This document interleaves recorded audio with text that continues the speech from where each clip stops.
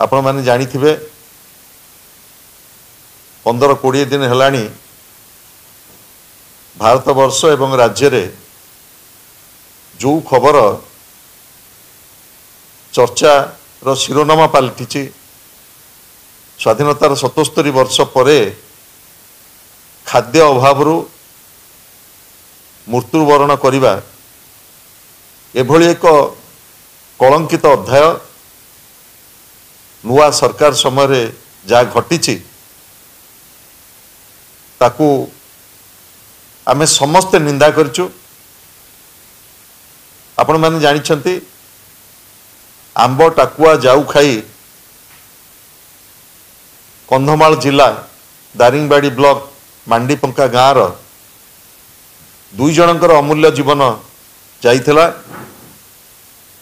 एवं जो दुई जन आउ दुई जन गुरुतर असुस्थ होई कटक एससीबी मेडिकल रे चिकित्सित होउथिले सेमानक मध्यरु जीता माझी आज मृत्यु सहित संग्राम करी हारी जाइछंती। तांकर अमर आत्मार सद्गति कामना कला बेले मुझे कही रखा चाहे जो विगत सरकार नवीन बाबू समय रे जो सरकार गोटे आभिमुख्य थिला प्रत्येक जीवन आम पई मूल्यवान आज नूतन सरकार रे जो भली ढंग रे खाद्य सुरक्षा योजना को कार्यकारी करा जायछि एवं जो भली भाव में खाद्य सुरक्षा योजना को परिचालना करा जायछि से केवल निंदनीय नुह एक लज्जाजनक घटना कहले अत्युक्ति हब नाही। ये घटना घटिला परे विभागीय मंत्री जो भली भाव में विवृत्ति देले से विवृत्ति ये घटनार जो संवेदनशीलता रहिबा कथा विभागीय मंत्री किंतु दुर्भाग्यर कथा से कहिले जे आदिवासी मानकर आंब टाकुआ जाऊ एक पारंपरिक खाद्य एतरु आमे समस्त अनुभव कलु ये घटनार गुरुत्व को बुझी कौन करा जाई परिबो सरकार तरफ अधिक व्यवस्था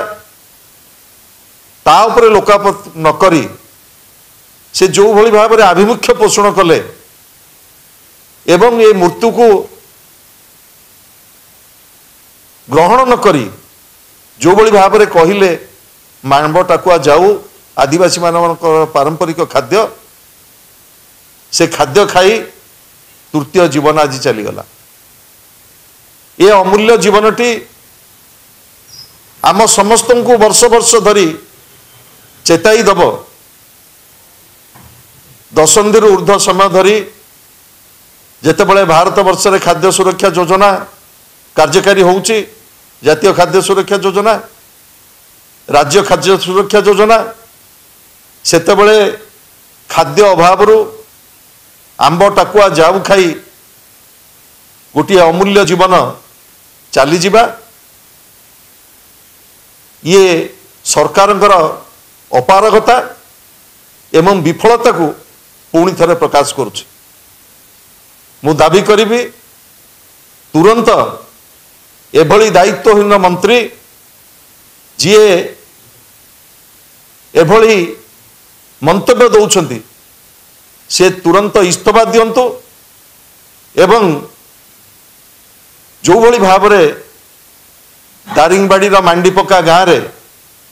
खाद्य सुरक्षा योजना दिगहरा आईची ताकू केवल 3 मास परे जो भली भाव में राशन सामग्री जोगई दिया जाए जो प्रशासन विवृत्ति दौची ओडिशार अन्य कोनोसी जगार एभली घटना न घटू सेतिपाई सरकार पर्याप्त व्यवस्था करंतु एवं एभली विफलता पाई जो सरकारी कर्मचारी माने दायी ସେମାନଙ୍କ ବିରୁଦ୍ଧରେ ଦୃଢ଼ ପଦକ୍ଷେପ ନିଆଯାଉ। କାରଣ ଖାଦ୍ୟ ସୁରକ୍ଷା ଯୋଜନା ଆପଣ ଜାଣିଛନ୍ତି ଇଏ ଜଣେ ବି ଜୀବନ ଯୋଭଳି ମୃତ୍ୟୁବରଣ ଜଣେ ନ କରେ ଯାହା ଆଇନ ସେ ଆଇନ ଏଠି ବାଟ ବଣା ହେଇଛି। ତେଣୁ ମୋର ଦାବି ରହିବ ଯେଉଁମାନେ ଖାଦ୍ୟ ସୁରକ୍ଷା ଯୋଜନାକୁ ସେଇଠି ଦିଗହରା କରିଛନ୍ତି ସେମାନଙ୍କ ବିରୁଦ୍ଧରେ ଦୃଢ଼ କାର୍ଯ୍ୟାନୁଷ୍ଠାନ ନେବା ସହିତ ବିଭାଗୀୟ ମନ୍ତ୍ରୀ ଇସ୍ତଫା ଦିଅନ୍ତୁ ଏବଂ ସେ ଯେଉଁ ବିବୃତ୍ତି ଦେଇଛନ୍ତି ଗଣମାଧ୍ୟମରେ ଥରେ ନୁହ ଦୁଇ ଥର ନୁହ ତିନି ଥର ଯେଉଁ ବିବୃତ୍ତି ଦେଇଛନ୍ତି ସେ କ୍ଷମା ପ୍ରାର୍ଥନା କରନ୍ତୁ ଯେ ମୁଁ ଏଭଳି ବିବୃତ୍ତି ଦେବା ଉଚିତ ନଥିଲା।